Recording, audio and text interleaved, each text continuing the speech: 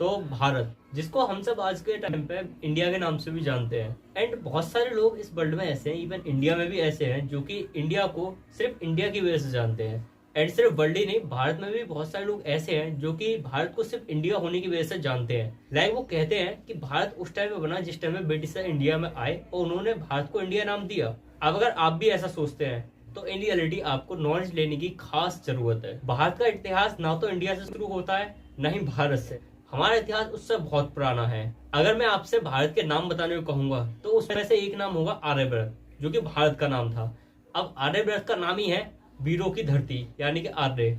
अब आर्यभट्ट में सिर्फ आज का इंडिया नहीं आता था, बल्कि बहुत सारे कंट्रीज आते थे। इवन हिस्ट्री में तो ये भी रिकॉर्डेड है कि वर्ल्ड का 33% जितना भी एक्सपोर्ट होता था वो भारत से होता था। एंड ऐसा नहीं है कि इंडिया का कनेक्शन अफ्रीका, यूरोप, एशिया या अमेरिका से नहीं था। हमारी हिस्ट्री में इंडिया का कनेक्शन इन सबसे था। इन सबसे इंडिया के ट्रेड्स चलते थे। एंड स्टिल आपको बिलीव नहीं हो रहा है कि इंडिया का इतिहास इतना ज्यादा पुराना है।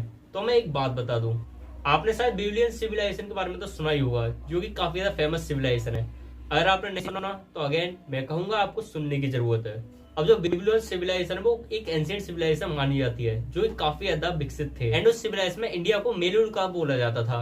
अब आप इस नाम को खुद ही पढ़ सकते हैं, बट इंडिया का मेंशन उस सिविलाइजेशन में भी है। एंड स्टिल अगर आपको बिलीव नहीं हो रहा है इंडिया के इतने पुराने होने का, हिंदुइज्म के इतने पुराने होने का, तो जाकर के आप खुद सर्च कर सकते हैं कल्प विग्रह के बारे में।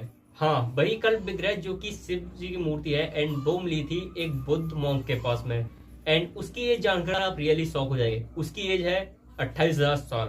हाँ, वो 28,000 साल पुरानी है। अब आप लगाइए कि जिस टाइम पे कोई सिविलाइजेशन एग्जिस्ट ही नहीं करती थी, उतने टाइम पुराने तो हमारे सबूत मिल रहे हैं। तो सोचिए हमारा हिंदुइज्म, हमारा भारत कितना पुराना है, इसका इतिहास।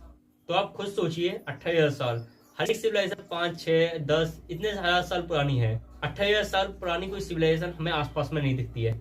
एंड इतने पुराने सिविलाइजेशन के सबूत छोड़िए, कोई कहानी भी नहीं मिलती है। तो आप खुद भी अंदाजा लगा सकते हैं कि इंडिया और हिंदुइज्म, इन दोनों का इतिहास कितना ज्यादा पुराना है। एंड स्टिल अगर आप बिलीव नहीं करना चाहते तो आइए आपकी मर्जी, क्योंकि किसी ने कहा है कि अगर किसी को बिलीव करना होगा वो एक प्रूफ पर भी कर लेगा, जिसको नहीं करना होगा, जिसको बात नहीं माननी होगी, उसके सामने तुम स्वयं भगवान को भी ला के गवाही दिलवा दोगे ना, तब भी वो नहीं मानने वाला। So open your mind and think wisely, क्या चीज सच है, क्या चीज झूठ है।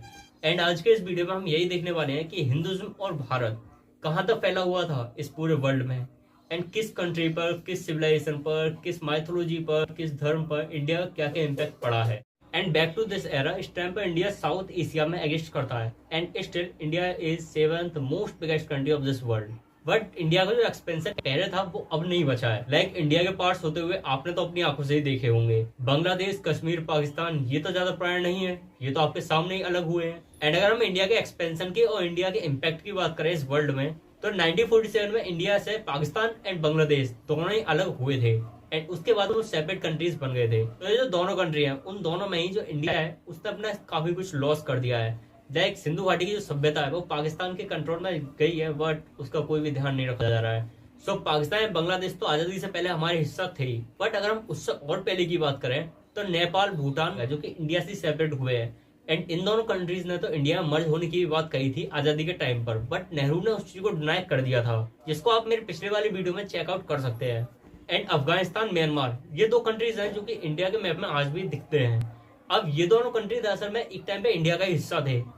सुभाष चंद्र बोस, तो उन्हें बर्मा की जेल में बंद किया गया था एंड अफगानिस्तान के थ्रू वो जर्मनी गए थे। तो ये दोनों कंट्री कहीं ना कहीं इंडिया के पार्ट थे in our ancient history. But Britishers ने इन दोनों को सेपरेट कंट्री बना दिया ताकि इन दोनों पर और इंडिया पर कंट्रोल करना आसान हो जाए। बर्मा इंडिया से सेपरेट हुआ था 1937 में एंड अफगानिस्तान इंडिया से सेपरेट हुआ था 1934 में। एंड ऐसा नहीं है ये सारी बातें मैं हवा में बोल रहा हूँ। आज भी अगर आप चेकआउट करेंगे तो तमिल के काफी सारे लोग बर्मा में रहते हैं, जो कि एक प्रूफ है कि इंडिया म्यांमार तक में फैला था। एंड इवन जो म्यांमार है उसने इंडिया के आजादी में काफी बड़ा कॉन्ट्रीब्यूशन दिया था, क्योंकि नेताजी सुभाष चंद्र बोस ने इंडिया में एंटर म्यांमार के थ्रू ही करा था। एंड म्यांमार से उन्होंने इकोनॉमिकल हेल्प भी ली थी। एंड अगर हम अफगानिस्तान की बात करें तो उसमें एक जगह है जिसका नाम है गांधार। एक्चुअली इस टाइम पे उसको कांधार बोला जाता है because of miss pronunciation, but actually वो गांधार है, जहाँ की गांधारी थी, जो कि कौरवों की माता थी महाभारत में। अफगानिस्तान हमसे ज्यादा अलग नहीं है, वो 1834 में हमसे बेशक अलग हो गया है, बट वो इंडिया का ही पार्ट था एक टाइम पर। एंड अगर हम म्यांमार से थोड़े और आगे बढ़े साउथ ईस्ट कंट्रीज में, तो वहां पर जितनी भी countries, Myanmar, Malaysia, Thai, Indonesia, Laos, Vietnam, Cambodia, Philippines, Brunei and Singapore, ये सारे कंट्रीज साउथ ईस्ट में एग्जिस्ट करते हैं। एंड इन सब पर एक ना एक टाइम पर इंडिया का इन्फ्लुएंस था। एंड यही बात है कि कंबोडिया में आज भी हिंदू टेम्पल्स एग्जिस्ट करते हैं, एंड इंडोनेशिया में भी। वाली द्वीप तो काफी ज्यादा फेमस है, बट इंडोनेशिया में रामायण का अपना वर्जन है जिसको बोलते हैं राम कवच। एंड वो टोटली रामायण है, बट उनकी लैंग्वेज में एंड उनके फॉर्म में। वैसे तो Indonesia second largest Islamic country है, बट स्टिल इंडोनेशिया के नोट्स पर आज भी हिंदू गॉड्स की पिक्चर्स आपको मिल जाएंगी। एंड इंडोनेशिया में एक जगह है जिसका नाम है काली माता। क्या आपको भी काली माता सुनाई पड़ा? एक्चुअली ये वर्ड काली माता है, बट समय के साथ मिस प्रोनाउंस हो गया, काली माता हो गया, जिसमें ज्यादा कुछ फर्क मालूम नहीं पड़ता है। भले ही वहां के लोगों को आज ये मालूम नहीं है, बिकॉज ऑफ उनकी हिस्ट्री में बताया नहीं जाता है। एंड साउथ ईस्ट की एक कंट्री है थाईलैंड, जिसमें गणेश जी को आज भी पूजा जाता है। तो वहां पर इंडियन गॉड्स कैसे पहुंचे? ऑब्वियस सी बात है, सिर्फ और सिर्फ इंडिया का पार्ट होने की वजह से। एक टाइम पे साउथ ईस्ट के सारी कंट्रीज इंडिया का ही पार्ट थे, बट आज से 500 साल पहले यानी 15वीं सदी में जो इस्लामिक इन्वेडर्स आए थे, उन्होंने जिस टाइम पर इंडिया को कॉन्कर किया था, उस टाइम पर जितने भी साउथ ईस्ट के कंट्री थे उन सबको भी कॉन्कर कर लिया था। एंड यही बात है कि आज भी मलेशिया, इंडोनेशिया में इस्लामिक धर्म काफी ज्यादा माना जाता है, बिकॉज इन कंट्री का इन लोगों ने इस्लामाइजेशन कर दिया था। बट बिफोर 15th सेंचुरी ये सारी कंट्रीज इंडिया का ही पार्ट थे, इसलिए जो ब्रिटिशर थे उन्होंने इंडिया को 3 पार्ट्स में डिवाइड कर दिया था। फर्स्ट ईस्ट इंडिया, जो कि साउथ ईस्ट के कंट्री थे। सेकंड मिड इंडिया, जो कि हमारा करंट का इंडिया है। एंड थर्ड वेस्ट इंडिया, जो कि अफगानिस्तान से लेके आज के जितने भी अरब कंट्री है वहां तक फैला हुआ था। एंड जो आज का ईरान है वो बना है पर्सिया के अवशेषों पर। वही पर्सिया जिसके पर्सियन लोग आज भी इंडिया में रहते हैं, उन्हें 10वीं सदी में उन्हीं की धरती से मार के भगा दिया गया था। ये सारे लोग इंडिया में इसलिए आए थे बिकॉज इन्हें पता था कि इंडिया ही है जो कि हमारी जान को बचा सकता है, बिकॉज उस टाइम पे इंडिया पावर हब था इस वर्ल्ड का। एंड अगर हम और वेस्ट में जाएं तो इजिप्ट एंड सीरियन, जो कि एक टाइम पे इंडिया का ही पार्ट थे, बट जैसे जैसे और धर्म आते गए वैसे वैसे हमारी कंट्रीज हमसे छीनती गई, इसलिए इजिप्ट एंड सीरियन को भी हमसे छीन लिया गया था। एंड उसके बाद वो सेपरेट कंट्री बन गए, जो कि हुआ था 5th सेंचुरी में। अब ये तो मैंने नॉर्मली बता दिया कि किस सेंचुरी में कौन सा कंट्री हमसे अलग हुआ है, बट ऐसा नहीं है कि यही कंट्री हमसे अलग हुए हैं। इस पूरे वर्ल्ड में हमारा इन्फ्लुएंस था। एंड स्टिल अगर आप बिलीव नहीं करते हैं कि हमारा इन्फ्लुएंस कहाँ तक था, हिंदू धर्म कहाँ तक फैला हुआ था एंड इंडिया कहाँ तक फैला हुआ था, तो इस वीडियो को एंड तक जरूर देखना। आई गेस मैंने साउथ एशिया की तो सारी कंट्रीज का आपको बता ही दिया कि किस टाइप से वो सारी कंट्री इंडिया से अलग हुई है। बट अगर हम नॉर्थ एशिया की बात करें तो उसमें रसिया आता है। रसिया, हाँ, रसिया को उस टाइम पर ऋषियों का देश बोला जाता था, बिकॉज रसिया एकदम परफेक्ट प्लेस थी स्पिरिचुअलिटी के लिए। एंड यही बात है कि इस टाइम पर भी रसिया के लोग काफी ज्यादा अच्छे होते हैं, स्पिरिचुअलिटी में आज भी वो लोग काफी ज्यादा हाई है। वैसे तो रसिया का नाम ही ऋषियों के नाम पे पड़ा हुआ है, बट अगर आप उसके और अंदर जाएंगे तो उसमें काफी सारी नदियां हैं जो हर कंट्री में होती हैं। बट आप शॉक हो जाएंगे रसिया की नदियों का नाम सुन करके, जो काफी ज्यादा अजीब है क्योंकि वो इंडियन नाम है, यानी कि संस्कृत वर्ड से लिए गए हैं। कामा से आपको क्या वर्ड माइंड में आता है? कामा सूत्र, या कामा का मतलब होता है लव, जो कि आपको कामदेव की याद दिलाता होगा। बट कामा एक संस्कृत वर्ड है, इस चीज से कोई भी डिनाई नहीं कर सकता। बट जो कामा है वो रसिया में एक नदी का नाम है। सोचिए नाम कहाँ से आया होगा? ऑब्वियस सी बात है संस्कृत से। बट इतना ही आपको ज्यादा लग रहा है तो सुनिए, चंद्र, जो कि ऑब्वियस सी बात है चंद्रमा के लिए बोला जाता है हमारे हिंदू धर्म में, वो भी एक नदी का नाम है। नारदा, जो कि नारद मुनि के नाम पर नाम पड़ा हुआ है रिवर का। सीता, जो कि ऑब्वियस सी बात है भाई सीता माता के लिए ही है, बट वो भी एक नदी का नाम है रसिया में। सोचिए सीता कहाँ से नाम आया होगा? ऑब्वियस सी बात है रामायण से। एंड इतना ही ज्यादा लग रहा है तो सुनिए, आयु, जिसका मतलब होता है एज, ये रसिया में एक रिवर का नाम है। एंड अंगारा, अंगारा तो आप सिंपली समझ गए होंगे, ये मतलब होता है कुछ आग जैसा, राइट? तो हाँ, जो अंगारा है वो भी एक रसिया में रिवर का नाम है। तो सोचिए रसिया में सिर्फ रसिया का नाम ही नहीं, उसके 4-5 जो रिवर है उनका नाम सिर्फ हमारे संस्कृत वर्ड पे पड़ा हुआ है। तो सोचिए रसिया में क्या इंडियन इन्फ्लुएंस नहीं होगा? क्या रसिया सच में हवा में संस्कृत नाम रख देगा? नहीं, ऐसा नहीं हो सकता। एक्चुअली एंशिएंट हिस्ट्री में जो रसिया है वो भी इंडिया का ही पार्ट था, बट टाइम के साथ में हमने उसको भी लूज कर दिया था। एंड अगर हम उसके थोड़े और ईस्ट में बढ़े तो वहां पर 2 कंट्रीज पड़ते हैं, जिसका नाम है north Korea, south Korea. But north south को अगर हम हटा दें, बिकॉज ऑफ उनकी आजादी से पहले वो सिर्फ कोरिया थे। तो जो साउथ कोरिया के 60% लोग हैं उनका ये मानना है कि हम इंडियंस के डिसेंडेंट हैं। बिकॉज ऑफ कोरिया के एक राजा ने अयोध्या की एक लड़की से शादी की थी, तो इससे एक चीज का पता पड़ता है कि जो सेंटर ऑफ ब्यूटी इस टाइम पे कोरिया है वो उस टाइम पर इंडिया था। जो इंडियन लड़कियां इस टाइम पर कोरियंस के पीछे पागल हैं, वो कहीं ना कहीं उस टाइम पर कोरिया की लड़की और लड़के इंडियंस के पीछे पागल थे। अगर हम बात करें अफ्रीका की, जो कि पूरा कॉन्टिनेंट है, मैं पूरे कॉन्टिनेंट की कंट्रीज के बारे में तो बात नहीं कर रहूंगा, बट एक बात है कि जितने भी अफ्रीका के लोग हैं वो अपने आप को बोलते हैं कोसाइड्स। हाँ, कोसाइड्स। अब ये वर्ड काफी ज्यादा इंपॉर्टेंट है। अगर इसके आप दो पार्ट करें, कुश और आइड्स, तो कुश का मतलब आप क्या समझते हैं? हाँ, ये कुश वर्ड आया है राम के पुत्र कुश। अब दरअसल जो अफ्रीका के लोग हैं वो स्टिल आज भी ये बात को मानते हैं कि वो लोग वंशज हैं कुश के, जो कि राम के बेटे थे। जब इंडियन एंड अफ्रीकन की दोस्ती हो रही थी, उनका मिलना जुलना हो रहा था, तब एक इंसान ने उन्हें दी थी रामायण। एंड उसको देख करके उन्होंने बोला था कि इसको तो मैं पढ़ चुका हूँ, बिकॉज हम कुशाइट्स हैं एंड हमारे जो पूर्वज थे वो थे राम। सो हम उनके वंशज हैं, इसलिए हम राम को जानते हैं। एंड अफ्रीका के ऊपर ये तुर्की एंड इराक, हाँ ये दोनों कंट्रीज दरअसल में काफी इंपॉर्टेंट है, बिकॉज इन कंट्रीज के बीच में एक जगह पड़ती है कुर्दिस्तान। वहां पर एक गुफा मिली है, जिस गुफा के अंदर राम की एक आर्ट मिली है। जी हाँ, एक आर्ट, जिस आर्ट में राम और वहां पर हनुमान जी का भी मेंशन है। एंड अरब का एक इंपॉर्टेंट कंट्री है जिसका नाम है सऊदी अरब। अब देखो सऊदी अरब जो है वो इस टाइम पर प्रो इस्लामिक हो चुका है, बिकॉज ऑफ मक्का वहीं पर एग्जिस्ट करता है। अगर आप रिसर्च करेंगे कि इस्लाम से पहले वहां पर कौन सा धर्म था, तो आपको पता चलेगा वहां पे पॉलीथीइस्ट लोग रहते थे, मतलब वो लोग जो कि मूर्तियों की पूजा करते हैं और एक भगवान में ना मानकर अनंत भगवानों में मानते हैं। ये अरब में इस टाइम पर 8000 साल पुराना मंदिर निकला है। सोचिए, अरब में 8000 साल पुराना मंदिर। ऑब्वियसली बात है कि वहां पे मूर्तियों को पूजा जाता था, अगर मंदिर था तो। सो ऑब्वियसली वहां पर हिंदू धर्म ही था। अब इस बात को इतने सटीकता से मैं इसलिए बोल रहा हूँ, बिकॉज हमारी एंशिएंट हिस्ट्री में जितना भी ट्रेड होता था इंडिया का, जितना भी ट्रेड यूरोप वगैरह से होता था, वो अरब के थ्रू ही होता था।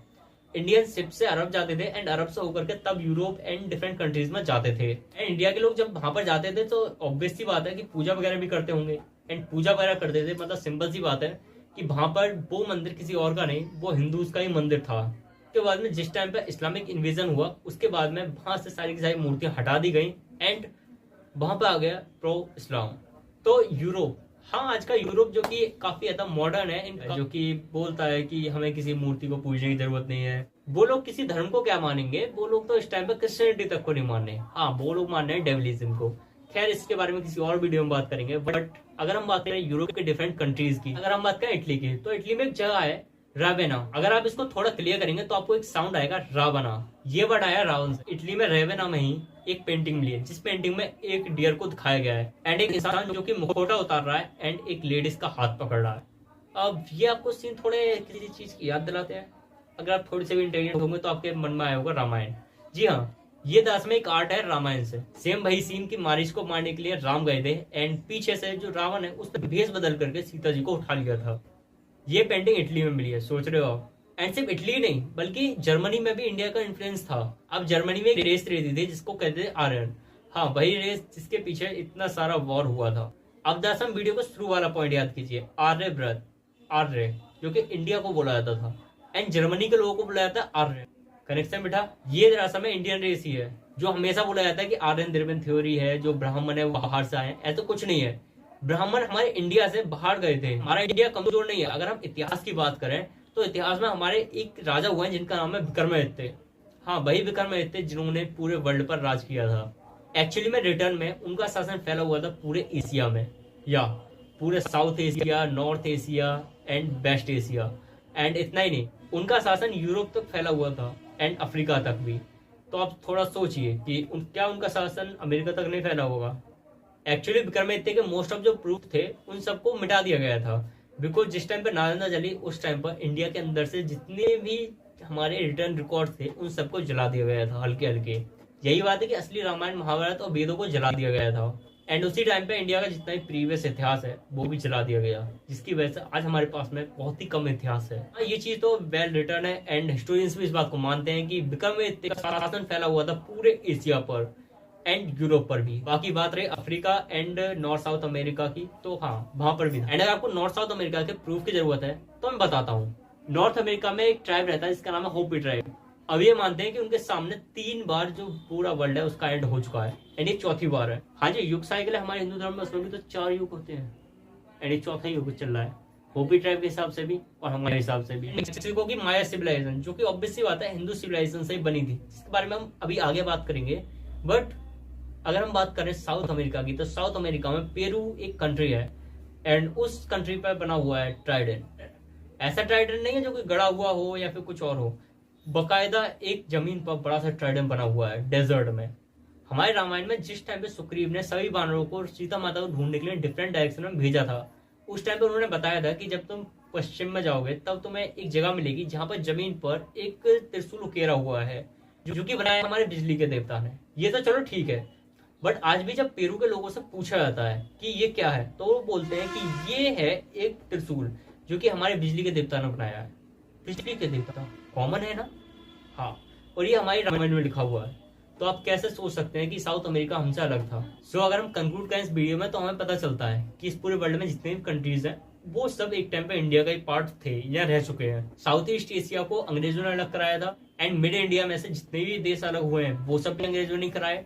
वेस्ट एशिया इस्लामाइजेशन की वजह से हमसे अलग हो गया, एंड नॉर्थ एशिया में से रसिया अलग हो गया। यूरोप के इटली में राम की आर्ट मिली है। जर्मन में आर्यन लोग रहते हैं जो कि इंडिया के ही लोग हैं। अफ्रीका के लोग अपने आप को कुसाइट्स बोलते हैं। अरब में राम के फोटो मिले हैं। अरब में से मंदिर निकल रहे हैं। एंड अगर हम अमेरिका की बात करें तो अमेरिका में होपी ट्राइब, मायन सिविलाइजेशन, ये दोनों इंडियन सिविलाइजेशन से ही कनेक्ट है, इंडिया से ही कनेक्ट है, हिंदुइज्म से कनेक्ट है। एंड साउथ अमेरिका के पेरू का मेंशन ऑलरेडी रामायण में मिलता है। तो आप कैसे कह सकते हैं कि इस पूरे वर्ल्ड पे हमारा इम्पैक्ट नहीं था, इस पूरे वर्ल्ड पे हिंदुइज्म नहीं था? एक्चुअली में पूरे वर्ल्ड में हिंदुइज्म था, बट जिस टाइम पर डिफरेंट धर्म बने उस टाइम पर सारे के सारे लोग हमसे अलग जाते चले गए। एंड ऐसा नहीं है कि ये सारे धर्म हिंदुइज्म से अलग हैं, ये सारे धर्म भी हिंदुइज्म से ही ड्राइव हुए हैं। अब कैसे हुए हैं इसके बारे में अभी बात करते हैं। सबसे पहले अगर हम बात करें सबसे पुराने धर्म की, तो वो तो हिंदुइज्म है।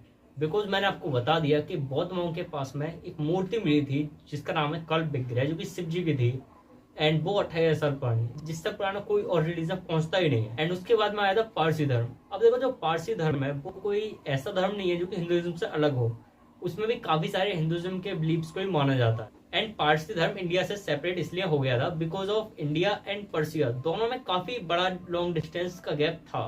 बाकी पारसीज्म यानी कि जोरोस्ट्रिज्म हमसे अलग नहीं है। उसमें देवता को बोला जाता है मित्रा। हाँ, कुछ ना कुछ सेम है, देवता मित्रा। उसमें असुरों को बुलाता है अहोरा। अब असुरा दरअसल में मिस प्रोनाउंस हो गया, वहां पे बन गया अहोरा। बाकी पारसी धर्म में 7 संतों का जिक्र मिलता है जिन्होंने पूरी ह्यूमैनिटी को सेव दी है। हाँ, हमारे ये कुछ सप्तऋषि जैसा कॉन्सेप्ट नहीं है। हाँ, ये वही है। बाकी पारसी धर्म में इंद्र और वरुण का तो सीधे सीधे मेंशन मिलता है, जो कि ऑब्वियस सी बात है, हमारे हिंदू धर्म के वरुण देव एंड इंद्र देव है। एंड उधर की साइड ही एक और धर्म जन्मा था जिसका नाम था जूडाइज्म। एंड जूडाइज्म का ये माना जाता है कि ज्यूस जो लोग हैं वो दरअसल में यादव लोग हैं जो कि वहां पर जाकर के ज्यूस बन गए थे। अब इस कॉन्स्पिरेसी में कितनी सच्चाई है इसके बारे में मैं 100% सटीकता से नहीं बोल सकता, बट मैं इतना जरूर बोल सकता हूँ कि जो अब्राहमिक रिलीजन है वो सारे हिंदू से ही बने हैं। बट जो अब्राहमिक रिलीजन है यानी कि जूडाइज्म, क्रिश्चियनिटी एंड इस्लाम, ये तीनों को बनाया था इब्राहिम ने। अब अगर हम अब्राहम के नाम को तोड़ें तो उसमें से एक और हटाएंगे, उसके बाद में उसके नाम साउंड करता है ब्रह्म के जैसे, जो कि रिप्रेजेंट करता है हमारे ब्रह्मदेव को। अब इब्राहिम ने एक कॉन्सेप्ट दिया था कि हम सब उससे पूछेंगे जिसने ही पूरी सृष्टि बनाई है, यानी कि ब्रह्मा को। एंड इसलिए उसके नाम में ब्रह्म वर्ड था। एंड उसके बाद में आया था क्रिश्चियनिटी। हाँ, जीसस क्राइस्ट। जीसस क्राइस्ट के बेस पर खुद उनके जीवन के 18 वर्ष मिसिंग बताए जाते हैं उनकी लाइफ से, यानी कि 12 साल से लेकर के 30 साल तक वो कहाँ रहे थे किसी को नहीं मालूम। एंड अगर आप इसमें थोड़ा सा भी सोचेंगे तो आपको पता चल जाएगा कि वो कहाँ रहे थे। एक्चुअली में जहाँ पे वो रहते थे वहां पे काफी सारे मॉन्यूमेंट्स मिले हैं जिन पर कमल बने हुए हैं। एंड कमल कहाँ की निशानी है? ऑब्वियस सी बात है, इंडिया की। अगर एक कंट्री के लोग उस टाइम पे दूसरी कंट्री में जाते थे, कुछ भी काम के लिए जाते सही, वो वहीं पे रुक जाते थे। बिकॉज ऑफ लॉन्ग डिस्टेंस का भी था, उन्हें दिक्कत भी काफी ज्यादा होती थी। ऊपर से पता भी नहीं कि वो जिंदा पहुंच पाएंगे नहीं पहुंच पाएंगे। सो वहीं पे वो लोग रह गए थे। एंड उसके बाद में वहां से वो सारे लोग एक साथ में गायब हो गए थे जीसस के साथ में। एंड 12 से लेकर 30 साल तक हमारे इंडिया में एजुकेशन एज मानी जाती है, यानी कि इस एज में ही बच्चों को गुरुकुल में शिक्षा दी जाती है। इसलिए इस बात को माना जाता है कि वहां पर जितने हिंदू लोग रहते थे वो सब जीसस को अपने साथ इंडिया ले आए थे। एंड यहाँ पे उन्हें नॉलेज दी गई। एंड उसके बाद में यहाँ से जाने के बाद उन्होंने वहां पर नॉलेज को फैलाया था। बाकी क्रिश्चियनिटी में भी आर्च एंजल्स का जिक्र मिलता है जो कि 7 एंजल्स हैं। या अब 7 एंजल्स अगेन आपको क्या चीज की याद दिलाती है? सप्तऋषियों की, राइट? या ये सप्तऋषि है जिसको क्रिश्चियनिटी में एंजल्स बोला जाता है। एंजल्स वो होते हैं जो कि ह्यूमंस की मदद करते हैं जिस टाइम पे वो बुरे दौर से गुजर रहे होते हैं। एंड हमारे सप्तऋषि भी यही करते हैं, जिस टाइम पे ह्यूमनिटी एंड ह्यूमंस बुरे टाइम से गुजर रहे होते हैं उस टाइम पे उनकी मदद करते हैं। सो आर्च एंजल्स एंड सप्तऋषि कोई डिफरेंट कॉन्सेप्ट नहीं है, वो दरअसल में एक ही है, बट जस्ट उनका नाम चेंज है। नेक्स्ट, इस्लाम। देखो, इस्लाम जो है वो भले ही अरब से फैला है। एंड भले ही जो इस्लाम है वो तो 14 साल पहले आया है, बट उसके जो लोग हैं वो 14 साल पहले नहीं आए थे। देखो, रावण के घर में से कुछ लोग बचे थे, उसमें से एक थी सुपर खां, जिसने शुक्राचार्य के साथ मिलकर के अरब में अपनी जो प्रजा थी उसको बसाया था जाकर के। एंड उसकी नाक कटी हुई थी, इसलिए वो अपने फेस को कवर करने के लिए एक मास्क पहनती थी, यानी कि एक नकाब बांधती थी। एंड इसलिए बाकी जितनी फीमेल्स थी वो भी उसके लिए अपनी लॉयल्टी दिखाने के लिए अपने मुंह को कवर करके रहती थी, जो कि आगे जाकर के हिजाब बन गया। सो इस टाइप से हिजाब एंड ऑल जितने भी रिचुअल्स थे वो आए थे। एंड सूबा खान के क्वीन होने की वजह से वहां पर जितने भी रिचुअल्स हैं उन सब में कहीं ना कहीं ब्लड का मेंशन मिल जाता है। एंड सूबा खान एक असुर थी, इसकी वजह से जो इस्लाम है उसमें ब्लड वाले रिचुअल्स हैं। बाकी इस्लाम का जन्म कैसे हुआ इसके बारे में हम किसी और वीडियो में बात करेंगे। बट इस्लाम धर्म की नींव डाली थी मोहम्मद ने जिब्रील के कहने पर। अब जिब्रील कोई एंजल नहीं था, वो एक डेविल था, जिसके बारे में हम किसी और वीडियो में बात करेंगे। बट शॉर्ट में बता दूं तो जिब्रील कुत्तों से डरता था। एक एंजल का कुत्तों से डरना ये इलॉजिकल बात हो जाती है, इसलिए जो जिब्रील था वो एक डेविल था, बिकॉज डेविल हमेशा ही कुत्तों से डरते हैं। अब इसके बारे में हम किसी और वीडियो में बात करेंगे। बट अगर हम बात करें और धर्मों की तो एक और धर्म है जो कि इंडिया से फैला था, बुद्धिज्म। अब भले ही लोग बोलते हैं कि बुद्धिज्म हिंदुइज्म से पुराना है, बट ऐसा कुछ भी नहीं है। बुद्धिज्म के कोई भी रिकॉर्ड ऐसे नहीं मिले जिसमें वो 2,500 साल से पुराना हो। एक्चुअली में हिंदू धर्म में एक इंसान पैदा हुआ था जिसका नाम था सिद्धार्थ, एंड वो ही आगे जाकर बौद्ध बने थे। एंड बौद्ध धर्म ने इंडिया से रिलीजन ईस्ट में पहुंचाया था, जिसके बाद में ये 8 कंट्रीज का आज भी नेशनल रिलीजन है। एंड स्टिल अगर आपको ये बिलीव नहीं हो रहा है कि ये हिंदुइज्म से ड्राइव हुआ है तो भाई आप खुद भी रिसर्च कर सकते हैं जाकर के। एंड इंडिया का एक और रिलीजन है जिसको हमेशा ही रेस्पेक्ट दी जाती है, सिखिज्म। अब सिख रिलीजन काफी ज्यादा प्योर रिलीजन है जिसको हिंदुइज्म की सेफ्टी के लिए बनाया गया था। शुरुआत में एक सेना थी जिसमें हर घर का एक सबसे बड़ा लड़का इस सेना में ज्यादा था। एंड हल्के हल्के रिलीजन बन गया जो कि गुरु नानक देव जी की बात को मानते हैं। सिख आज भी हिंदुइज्म का पार्ट है। एंड ऐसा नहीं है कि हिंदू सिख में कोई भेद है, दोनों एक ही है। एंड जो खालिस्तानी लोग बोलते हैं कि सिख धर्म हिंदू धर्म से अलग है, ऐसा बिल्कुल नहीं है। वरना गुरु तेग बहादुर हिंदू धर्म के लिए अपनी जान नहीं देते। उन्होंने हिंदू धर्म के लिए अपनी जान इसलिए दी ताकि वो आगे आने वाली पीढ़ियों के माइंड में ये चीज फीड कर सकें कि हम लोग हिंदू धर्म का ही पार्ट है एंड हिंदूज हमारा पार्ट है। नेक्स्ट जैन धर्म, जो कि ऑब्वियस सी बात है यार, हिंदू धर्म से ही बना है। महावीर जो कि पहले हिंदू थे एंड उसके बाद में उन्होंने अपने जो प्रवचन दिए थे उसके बाद में सभी लोगों ने उनके धर्म को मानना शुरू कर दिया था, जिसके बाद में उनका धर्म फैल गया था। नेक्स्ट ट्राइडेरियन। अब ये ट्राइडेरियन जो है वो मंगोलिया का एक काफी बड़ा धर्म है। चंगेज खान, जिसके बारे में आपने सुना ही होगा, जिसने अकेले पूरे वर्ल्ड को जीत लिया था एक्सेप्ट ऑफ इंडिया, वो ट्राइडेंट धर्म को मानता था। अब जो ट्राइडेंट धर्म है वो कोई ऐसा धर्म नहीं है जो कि हिंदुइज्म से अलग, बिकॉज ऑफ ट्राइडेंट धर्म में जितने भी मकबरे होते हैं उन सबके बाहर एक त्रिशूल गड़ा हुआ होता है और एक संगी भी। अब ये दोनों किसको रिप्रेजेंट करते हैं? शिव जी को, ऑब्वियस सी बात है। एंड शिव जी किसके देवता हैं? तंत्र के। शिव जी दरअसल में नेगेटिविटी को रिप्रेजेंट करते हैं इस यूनिवर्स में बिकॉज ऑफ बैलेंस, वो डिस्ट्रक्शन के देवता हैं। सो तंत्र के देवता भी शिव जी ही है। एंड तंत्र से ही ड्राइव हुआ है टेंडरिन, क्योंकि ऑब्वियस सी बात है यार, मिस प्रोनाउंसिएशन की वजह से टेंडरिन हो गया, लेकिन एक्चुअली में ये वर्ड है तंत्र। सो मंगोलिया के जो लोग हैं वो भी एक टाइम पर इंडिया से ही इन्फ्लुएंस थे एंड मंगोलिया भी एक टाइम पे इंडिया का ही पार्ट था। टाओइज्म, जो कि आज इस वर्ल्ड का भले ही ज्यादा बड़ा रिलीजन नहीं है बट काफी ज्यादा इम्पैक्टफुल रिलीजन है, जिसमें इन एंड यान को माना जाता है। एंड इस धर्म में माना जाता है कि हमें नेचर को पूजना चाहिए, ये यूनिवर्स बैलेंस में रहता है। एंड ये लोग मानते हैं 5 एलिमेंट्स को एंड कर्मा को। अब ये सब चीज को इंडिया में माना जाता है। हमारे हिंदू धर्म में कर्मा, 5 एलिमेंट्स, इन सब चीजों को माना जाता है।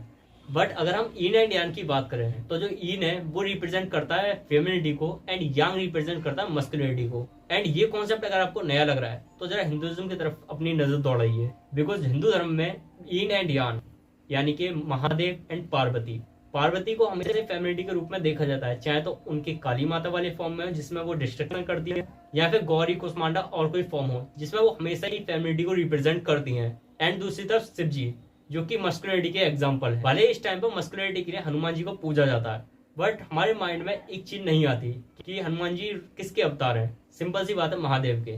तो आप सोचिए कि जब हनुमान जी जो कि एक अवतार हैं उनके अंदर इतनी मस्कुलिनिटी है, तो जिनके वो अवतार हैं यानी कि शिव जी, उनके अंदर कितनी मस्कुलिनिटी होगी। हम हमेशा इस बात को मिस कर देते हैं। बट या इस पूरे वर्ल्ड में अगर रियल मस्कुलिनिटी का कोई एग्जाम्पल है तो वो है महादेव। सो इस वर्ल्ड में मस्कुलिनिटी के रियल एग्जाम्पल हनुमान जी हैं एंड वो अवतार हैं शिव जी के। सो या Shiv ji is real example of masculinity, जो कि सिमिलर है इन एंड यांग से। बट हमारे हिंदू लोगों में इतना दिमाग नहीं है, वो हमारे हिंदू धर्म के जो कॉन्सेप्ट है उनको ऑल्टर करके नहीं देखते, वो उनको एज इट इज लेते हैं। एंड दूसरे के जितनी भी चीजें हैं उनको लेते हैं कि हाँ भाई ये चीज अच्छी है, ये चीज न्यू है, बट कोई भी चीज न्यू नहीं है। हमारे हिंदू धर्म में सब चीज ऑलरेडी मेंशन्ड है। Next Shinto religion. Shinto religion Japan में माना जाता है, जो कि कॉम्बिनेशन है एक टाइप से बुद्धिज्म, हिंदुइज्म एंड वहाँ की जितने भी कल्चर है उसका। हिंदुइज्म एंड सेंटिज्म जिन दोनों में सबसे बड़ी सिमिलरिटी है मंदिर का होना। अगर आपने एनिमी देखा होगा तो आपको पता होगा सेंटिज्म में बड़े दरवाजे होते हैं एंड उसके अंदर जाने के लिए एक रास्ता होता है पतला एंड उसके आगे मंदिर होता है, सेम से हमारे हिंदू धर्म की तरह। एंड सेंटिज्म में ज्यादा चीजें हिंदू धर्म से डिफरेंट नहीं है। इवन सेंटिज्म की जो माइथोलॉजी है उसमें काफी सारे जो देवी देवता हैं वो हिंदू धर्म से सिमिलर है। इवन मैं बोलूँ तो वो सेम ही है, बस उनके नाम डिफरेंट है। एंड सेंटिज्म की जो माइथोलॉजी है वो तो इंडियन माइथोलॉजी से बिल्कुल सिमिलर है। एंड हाँ, अगर हम बात करें माइथोलॉजीज की तो हर एक माइथोलॉजी में इंडिया का मेंशन मिल जाता है। लाइक हमारे जो देवी देवता हैं वो सब हर एक माइथोलॉजी में प्रेजेंट है, बट डिफरेंट नामों के साथ में और डिफरेंट फॉर्म्स में। तो सबसे पहले अगर हम जैपनीज माइथोलॉजी की बात करें तो जैपनीज माइथोलॉजी में जितने भी गॉड्स हैं वो दरअसल में इंस्पायर्ड है, या फिर बोलूँ तो सेम है हमारे हिंदू सिविलाइजेशन की। तो जैपनीज माइथोलॉजी दरअसल पॉलीथेइस्ट माइथोलॉजी है। पॉलीथेइस्ट माइथोलॉजी मतलब वो लोग जो कि एक से ज्यादा देवता मानते हैं एंड इसीलिए वहाँ के काफी सारे देवता हैं जो कि हमारे हिंदू धर्म के देवताओं से सिमिलर है, या फिर मैं बोलूँ तो हिंदू धर्म के देवता ही हैं वो, बट उनके नाम चेंज है। अमातेरासु सन जो कि हमारे हिंदू धर्म में सूर्य देवता है, अमातेरासु जो कि गॉड ऑफ सन है जो कि हमारे हिंदू धर्म के सूर्य देव से सिमिलर है। नेक्स्ट सुसानु जो कि बिजली के देवता है जो कि इंद्र देव से सिमिलर है। एंड वहाँ पे एक देवता है जिनका नाम है नारयतिन जो कि सिमिलर है नारायण से। इवन इनका तो नाम भी सिमिलर है, नारायण नारद। और इतना ही नहीं, शिव जी के भी वहाँ पे एक सिमिलर है जिनका नाम है बेरुटीन जो कि गॉड ऑफ डिस्ट्रॉयर है, हमारे हिंदुइज्म के शिव की तरह ही। एंड सिर्फ इतना ही नहीं है, उनके माइथोलॉजी में और भी देवता हैं जो कि हमारे हिंदू धर्म के देवताओं से सिमिलर है, जो कि आप स्क्रीन पर देख सकते हैं। सो इन सब के जस्ट नाम चेंज है, बट ये है वही हमारे हिंदू धर्म के देवता ही। अब ये कैसे हुआ ये हम थोड़ी देर में जानेंगे। बट अगर हम बात करें और माइथोलॉजीज की तो उसमें एक माइथोलॉजी आती है ग्रीक माइथोलॉजी के बारे में आपने काफी कुछ सुना होगा। इवन आपने ग्रीक माइथोलॉजी के हिंदू माइथोलॉजी से सिमिलर होने के काफी सारे वीडियोस देखे होंगे। ग्रीक माइथोलॉजी में एक काफी ज्यादा पावरफुल देवता है जिनका नाम है जियूस, जो कि देवताओं के राजा है, जो कि लाइटनिंग के देवता है। अब कुछ कॉमन लगा ना, हिंदू धर्म में जो इंद्रदेव है वो भी लाइटनिंग के देवता है एंड वो भी देवताओं के राजा है। कुपेड जो कि तीर चलाते हैं एंड तीरों से वो किसी के अंदर भी लव को क्रिएट कर सकते हैं। अब ये आपको कामदेव से सिमिलर नहीं लग रहा? कामदेव भी प्यार के तीर चला के किसी को भी किसी के भी प्यार में गिरा सकते हैं। एंड इतना ही नहीं, अपोलो दरअसल में सन को बोला जाता है अपोलो, जो कि हमारे हिंदू धर्म में सूर्य देव के सेम है। हरमर्द जो कि यहाँ से बाहर न्यूज देते हैं, जो कि हमारे हिंदू धर्म में नारद मुनि देते हैं। एंड ग्रीक में एक देवता है होर्स जो कि नर्क के देवता है एंड वो सोल्स की देखभाल करते हैं कि कौन नर्क जाएगा, कौन स्वर्ग जाएगा, कौन कहाँ जाएगा, जो कि हिंदू धर्म के यमदेव से सिमिलर है। अब यमदेव भी तो यही करते हैं, वो नर्क और स्वर्ग का देखते हैं, सोल्स का देखते हैं। एंड इन दोनों के पास में कुत्ता है, अब ये भी सिमिलर है। ज्यूस दरअसल में रहते हैं माउंट ओलंपस एंड हमारे इंद्रदेव कहाँ रहते हैं? माउंट मेरू पे। भाई काफी चीज सिमिलर है यहाँ पर। एंड ग्रीक माइथोलॉजी में एक देवी है जिनका नाम है एथना, जो काफी सिमिलर है हमारी सरस्वती माता से। एंड ग्रीक ने बल्कि रोम में भी एक देवता है जिनका नाम है हरक्यूलिस। अब हरक्यूलिस की कहानी काफी डिफरेंट है। एक दरअसल में वहां का इंसान हमारे इंडिया आया था एंड यहाँ पे आके उन्होंने कृष्ण जी के बारे में सुना एंड कृष्ण जी का नाम क्या बोला जाता है? हरे कृष्णा। सो हरे कृष्णा से हो गया हरक्यूलिस। एंड दोनों की कहानी सिमिलर है, हरक्यूलिस एंड कृष्ण जी की। दोनों ने एक नाग को हराया एंड दोनों के पास ही गॉडली पावर थी। खैर रोमन में मैं ज्यादा टाइम वेस्ट नहीं करना चाहता, बट नॉर्स की बात करें तो नॉर्स में एक देवता है थॉर के बारे में तो आप सब जानते होंगे। थॉर यूज करता है हैमर एंड जो थॉर है वो बिजली का देवता है एंड वो सभी देवताओं में मोस्ट पावरफुल है। एंड अगर हम दूसरी तरफ हिंदू धर्म में देखें तो हमारे हिंदू धर्म में है इंद्रदेव, जो कि देवताओं के राजा है, सबसे ज्यादा पावरफुल है एंड वो बिजली का इस्तेमाल करते हैं, वो बिजली के देवता है।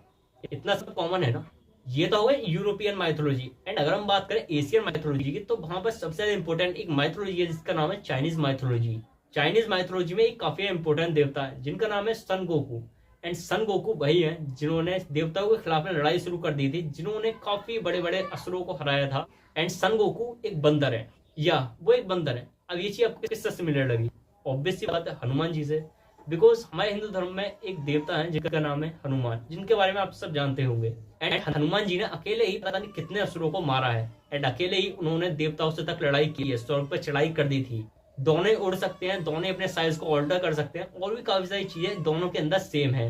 इवन जो सन गोकू है उसकी ये मानते हैं कि वो हिमालय के पार से आया था। और आप सोचेंगे हिमालय के पार कौन सा देश है, तो ऑब्वियस सी बात है इंडिया ही आता है। सो हनुमान जी ही इंडिया से वहां पर गए थे क्योंकि हनुमान जी चिरंजीवी हैं, सो वो अमर है। भगवान राम की डेथ के बाद में हो सकता है वो चाइनीज साइड में चले गए हो, एंड उसके बाद में ही वहां पर जितनी माइथोलॉजी वगैरह है वो आई हो। बिकॉज अगर आप सोचें चाइना के लोग बहुत ही एडवांस थे, इंडिया से ज्यादा आगे थे हमेशा से, ऐसा कुछ नहीं है। चाइना में जब बौद्ध धर्म में गए थे, उन्होंने वहां पर जाकर के इंडिया का जो फाइटिंग स्टाइल है वो उन्हें सिखाया था, जो कि वहां पर कुंफू के नाम से मशहूर हो गया। एंड जो इंडिया है वो गुलामी के दौर में चला गया था, सो हम लोग उस चीज को भूल गए थे कहीं ना कहीं। सो चाइनीज माइथोलॉजी हमसे ज्यादा डिफरेंट नहीं है, दोनों ही माइथोलॉजी में स्वर्ग का मेंशन है एंड एक बंदर का भी। देन अगर हम बात करें अरेबिक माइथोलॉजी की, तो अरब में एक माइथोलॉजी आती है इजिप्शियन माइथोलॉजी। अब इजिप्शियन माइथोलॉजी हिंदू माइथोलॉजी से काफी सिमिलर है। इजिप्शियन माइथोलॉजी में एक देवता को माना जाता है जो कि एक बैल है। अब ये माना जाता है कि इजिप्शियन में सुप्रीम गॉड है एंड जो ह्यूमंस हैं उन दोनों के बीच में जो मीडिएटर है यानी कि मैसेंजर का काम करता है, वो करता है एक बैल। एंड हिंदू धर्म में सबसे बड़े देवता यानी कि शिव जी एंड ह्यूमंस के बीच में मीडिएटर का काम कौन करता है? नंदी। एंड दोनों ही बैल है। इजिप्ट के जो सबसे पहले फेरो थे उनका नाम था रामेसेस, एंड वहां पर एक क्वीन का नाम है सीता रमन। अब मेरे को ये बात बताने की जरूरत नहीं है कि रामेसेस राम है एंड जो सीता रामन क्वीन है वो दरअसल में और कोई नहीं बल्कि हमारी सीता माता है। बाकी इजिप्शियन माइथोलॉजी में एक देवी है जो कि सबसे ज्यादा पावरफुल है, एंड हमारे हिंदू धर्म में भी देवी है जो कि सबसे ज्यादा पावरफुल है, जिनका नाम है माता दुर्गा। ओसाइरिस वहां पे मृत्यु के देवता हैं जो कि सोल्स को कंट्रोल करते हैं, एंड हमारे हिंदू धर्म में यमदेव करते हैं। वहां पे डिस्ट्रक्शन के देवता है सेट, एंड हिंदू धर्म में है शिव जी, दोनों के एस सेम है। वहां पे पालनहार देवता है हेरुस, एंड हमारे हिंदू धर्म में है विष्णुदेव। अब सबसे इंपॉर्टेंट चीज, लोग ये मानते हैं कि जो फेरो थे वो रा के वंशज थे। रा दरअसल वहां पर सन के लिए बोला जाता है, यानी कि सन देवता के जो वंशज थे वो थे फेरो, और फेरो में सबसे पहले थे राम। एंड हमारे हिंदू धर्म में राम भी सूर्यदेव के ही वंशज है। अब इतनी सब सिमिलरिटी होने के बाद भी अगर आप सोचते हैं कि इजिप्शियन माइथोलॉजी हिंदू माइथोलॉजी से अलग है, तो मैं बता दूं कुछ साइड्स के बारे में। ये पूरी धरती भगवान राम ने जीत ली थी। उसके बाद में राइट साइड यानी कि ईस्ट साइड दी गई थी लव के लिए, एंड वेस्ट साइड यानी कि अफ्रीका, यूरोप एंड अमेरिका ये दिया गया था कुश के लिए। एंड इसलिए अफ्रीका के लोग मानते हैं कि वो कुसाइड्स हैं यानी कुश के वंशज। एंड इजिप्ट भी वेस्ट की साइड में ही आता है। सो इसमें कोई शक नहीं है कि जो रामेसेस है वो कोई और नहीं बल्कि भगवान राम के लिए कहा गया है। Next Abrahamic mythology. Abrahamic mythology के बारे में पहले बता चुका हूँ। अब्राहमिक माइथोलॉजी दरअसल में अब्राहमिक है, ए को हटाइए, ब्राह्मिक माइथोलॉजी। अब ब्राह्मिक से आईसी हटा दीजिए, ब्रह्म। अब दरअसल में अब्राहमिक एक ब्राह्मण था जिसका नाम था अब्राहम। कोई भी आज के दौर में इस चीज को एक्सेप्ट नहीं करेगा, सो इस पर ज्यादा डिस्कस करना बेकार है, बट मैं इतना ही बोलना चाहूंगा, अब्राहमिक कहीं ना कहीं ब्राह्मण से ही बना है। एंड यही बात है कि काफी सारी चीजें जुडाइज्म, क्रिश्चियनिटी एंड इस्लाम में सेम है। 7 एंजल्स का होना जो कि सेम है हमारे हिंदू धर्म के 7 एंजल्स से यानी कि सप्तऋषियों से। एंड इस वीडियो में भले ही मैंने आपको रिफर करने के लिए माइथोलॉजी वर्ड का यूज किया है बार बार हर जगह पर, बट इन रियलिटी में माइथोलॉजी वर्ड का कम ही यूज करता हूँ। मैं माइथोलॉजी वर्ड की जगह पर एंशिएंट हिस्ट्री का यूज करता हूँ। मतलब जितने भी हमारे राम कृष्ण से रिलेटेड इवेंट है एंड जितनी हमारी हिस्ट्री है उन सबको मैं एंशिएंट हिस्ट्री बोलता हूँ। बाकी हिस्ट्री वो आ गई जो कि कलयुग में हमारे आंखों के सामने हुई है, मतलब जो रिटर्न है, जिसको हिस्ट्री मानते हैं आजकल के आर्कियोलॉजिस्ट वो हिस्ट्री हो गई, और जिसको नहीं मानते हैं, जिसको आजकल माइथोलॉजी बोलते हैं, वो हो गई हमारी एंशिएंट हिस्ट्री। सो मैं आप लोगों से भी यही कहूंगा कि आप एंशिएंट हिस्ट्री का यूज करें ना कि माइथोलॉजी का, बिकॉज हमारी इंडियन सिविलाइजेशन सबसे ज्यादा एंशिएंट सिविलाइजेशन है। इस वर्ल्ड में काफी सारी एंशिएंट सिविलाइजेशन रही हैं, एंड वो भी कहीं ना कहीं इंडियन सिविलाइजेशन यानी कि हमारे हिंदुइज्म से ही प्रभावित रही हैं। अब वो कैसे इंडिया से कनेक्टेड रही हैं, कैसे हिंदुइज्म से कनेक्टेड रही हैं, अगर हम इसके बारे में बात करें तो हमारे हिंदू धर्म में एक युद्ध हुआ था जिसका नाम है दशरथ युद्ध, और आज के जो मॉडर्न आर्कियोलॉजिस्ट हैं, हिस्टोरियंस हैं, वो भी इस युद्ध को मानते हैं, एक्सेप्टेंस देते हैं। एंड इस युद्ध में 10 राजाओं ने एक राजा से फाइट की थी, एंड उस एक राजा ने 10 राजाओं को हरा दिया था, जिसके बाद में वो 10 राजाओं को अलग अलग सजा दी गई थी। मतलब किसी के साइड से बाल काट दिए थे, किसी के नीचे से काट दिए थे, हाँ यहाँ से और कहीं से नहीं, मतलब इस टाइप से डिफरेंट डिफरेंट सजा दी गई थी। एंड उन्हें 10 दिशाओं में भेज दिया था कि तुम भारत पर कहीं पर भी राज नहीं करोगे, बाकी कहीं पर करो। सो वो अलग अलग डायरेक्शन में चले गए थे, एंड वो ही अलग डायरेक्शन में जा करके उन्होंने अलग अलग सिविलाइजेशन बनाई थी, बिकॉज उनके पास में नॉलेज तो हिंदू धर्म की थी, बट वहां पर जाकर के वो अपने वर्ड्स को ठीक से एक्सप्रेस नहीं कर पाए। लाइक हर जगह की लैंग्वेज अलग होती है, एंड अगर हम दूसरे लोगों को कुछ भी समझाएं तो हम 99% चाहे समझा दें, बट 1% फिर भी डिफेक्ट आ ही जाता है। सो इसी 1% के डिफेक्ट से अलग अलग सिविलाइजेशन में अलग अलग नाम पड़ गए सभी देवताओं के, जिससे अलग अलग माइथोलॉजी में अलग अलग देवताओं के नाम अलग अलग हैं। बट इतना ही है कि सारी के सारे जो माइथोलॉजी है, सिविलाइजेशन है, धर्म है, वो कहीं ना कहीं हिंदू धर्म से कनेक्टेड रहे हैं। एंड इस टाइप से जितने भी वर्ल्ड में कंट्रीज हैं उन सब पे एक ना एक टाइम पर इंडिया ने कॉन्कर जरूर किया है। एंड हिस्ट्री में कई तो ऐसे किंग भी आए थे जिन्होंने पूरे वर्ल्ड पर राज किया था, जैसे कि सम्राट विक्रमादित्य, जिन्होंने पूरे वर्ल्ड पर एक क्षत्रिय अपना राज कर लिया था। तो अगर हम बात करें सिविलाइजेशन की, तो सबसे पहले मोहनजोदारो यानी कि इंडस वैली सिविलाइजेशन, जो कि ऑब्वियस सी बात है हमारी सिविलाइजेशन है ही है। अब ये सिविलाइजेशन आज के टाइम में भले ही पाकिस्तान के कंट्रोल में है, पाकिस्तान वाले एरिया में है, but Indus Valley civilisation India की ही सिविलाइजेशन है।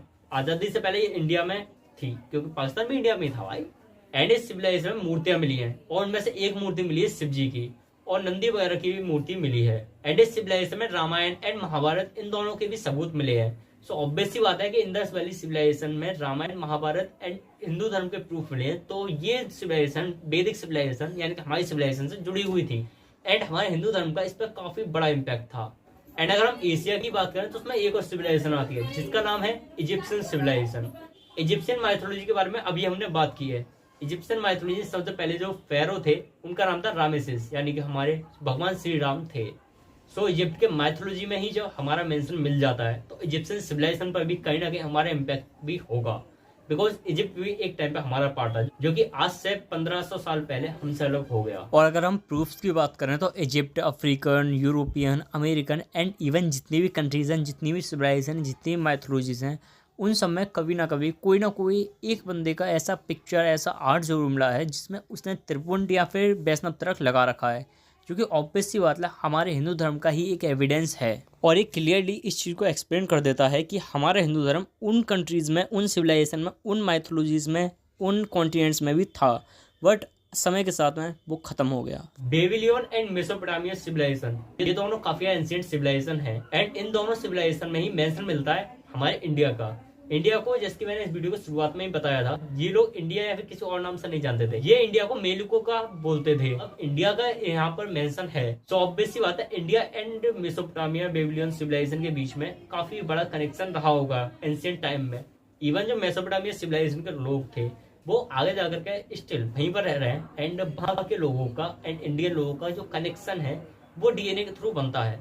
या मेसोपोटामिया के लोग एंड हमारे इंडियन लोग, इन दोनों का डीएनए काफी हद तक सेम है। एंड मेसोपोटामिया में एक ग्रेट फ्लूड के बारे में मेंशन है। अगर हम हिंदू सिविलाइजेशन की बात करें तो यहाँ पर भी ग्रेट फ्लूड का मेंशन है।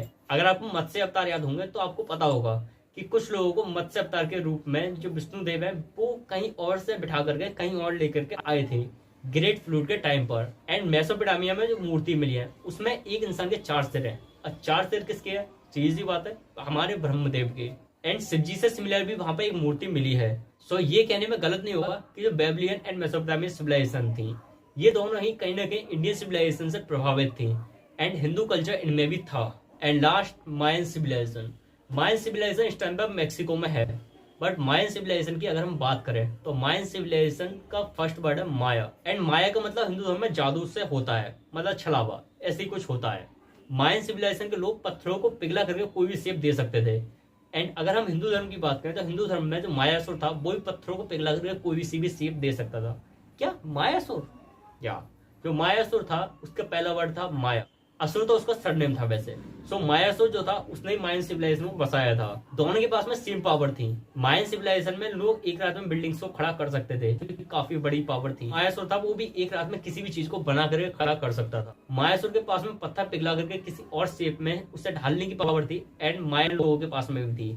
मायन सिविलाइजेशन के लोग एस्ट्रोनॉमी में काफी ज्यादा मानते थे और काफी ज्यादा जानते थे, एंड हमारे हिंदू धर्म में भी एस्ट्रोनॉमी में काफी ज्यादा लोग मानते हैं, एंड मानना चाहिए, बिकॉज हमारी एस्ट्रोनॉमी सबसे ज्यादा आगे थी। हमने उस टाइम पे बता दिया था कि हमारे सोलर सिस्टम में 9 प्लैनेट्स हैं, सन है, मून है, और भी काफी चीज बताई थी, जो कि अदर रिलीजन के लोग 15वीं सदी तक यही मानते थे कि जो धरती है उसके आसपास चक्कर लगाता है सूरज और चांद, और बाकी और कोई ग्रह नहीं, ऐसा मानते थे। या फिर थोड़ा बहुत मानते थे वीनस वगैरह, बृहस्पति वगैरह, बट उन्हें इतना डिटेल नॉलेज नहीं थी। हमें अरुण, वरुण, यम, इन सब ग्रहों की नॉलेज थी। हमारे हिंदू एस्ट्रोनॉमी में सब चीज मालूम थी। खैर हिंदुइज्म के एस्ट्रोनॉमी पर एक सेपरेट वीडियो बन जाएगा, बट अगर आप जानना चाहते हैं कि हमने इस वर्ल्ड को क्या क्या दिया है, या फिर हमारे वेदों में क्या है, या फिर आप अगर ये जानना चाहते हैं कि हिंदुइज्म कैसे साइंटिफिकली सही है, तो आप मेरे प्रीवियस वीडियोस को चेकआउट कर सकते हैं। एंड अगर मैं कंक्लूड करूँ इस वीडियो की, तो इस वीडियो में मैंने बताया था कि सारे के सारे जितने कंट्री है उन सब में कहीं ना कहीं हिंदू इन्फ्लुएंस रहा है। वो सब कभी ना कभी इंडिया के पार्ट रहे हैं। सारे के सारे धर्म कहीं ना कहीं ओरिजिनेट है हिंदू धर्म से। जितने भी माइथोलॉजीज हैं उनमें जितने भी देवता हैं वो कहीं ना कहीं हिंदू देवता ही हैं, बस उनके नाम चेंज हो गए हैं बिकॉज ऑफ मिस प्रोनाउंसिएशन या फिर कुछ और। एंड जितनी भी सिविलाइजेशन है वो सारी सिविलाइजेशन कहीं ना कहीं इंडियन सिविलाइजेशन से ही कनेक्टेड रही है एंड इंडिया की वजह से ही वो सारी सिविलाइजेशन खड़ी हुई थी। ये वीडियो फिलहाल में यहीं तक, बाकी ये वीडियो को लाइक कर देना, शेयर कर देना एंड चैनल को सब्सक्राइब कर देना बिकॉज आई नीड सपोर्ट यार इस टाइम।